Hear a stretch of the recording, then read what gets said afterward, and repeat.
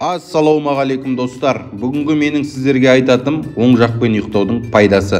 Видеоны көрмей тұрып подписаться мәзірін басып, менің каналыма тіркеліп кетіңіз. Оң жақпен ұйықтау бұл өкпе мен жүрекке пайдалы. Ұйқыдағы адамға жүректің қысылмауы аса маңызды. Жүрек кеуденің сол жағында орналасқандықтан оған салмақ түспеу үшін оң жақпен жатқан абзал.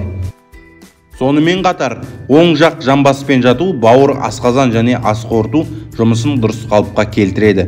Ұйықтағанда сол жақ жамбаспен көп жату жүрекке зиян. Осылайша ұйықтау өкпеге салмақ түсіргендіктен адам ағзасының дұрыс демалуына мүмкіндік бермейді. Дәрігерлер оң жақпен жатуға кеңес береді. Ол артериялық қан қысымын түсіріп, жүрек соғысының жиілігін төмендетеді. Бұл әсіресе жүрек аурулары барларға маңызды. Сол жақпен жатқанда жүрекке салмақ түседі, ал оң жақпен жатқан адам жақсы ұйықтайды дейді кардиологтар. Ал бұл тұжырымдаманы осыдан 1400 жыл бұрын пайғамбарымыз Мұхаммед саллаллаху алейхи уассалам айтқан екен. Алла елшісі саллаллаху алейхи уассалам оң жақ қырымен қолын оң бетіне қойып ұйықтайтын болған. Оң жақ қырымен ұйықтау сүннет болып табылады.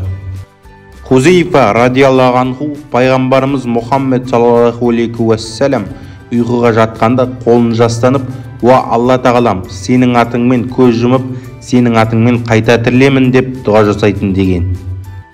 Құрметті достар, ауырып ем іздегенше ауырмайтын жол іздейік. Менің сіз үшін дайындаған видеом ұнаса, лайк басып, комментарий жазуды ұмытпаңыз. Және де менің каналыма тіркеліп кетіңіз.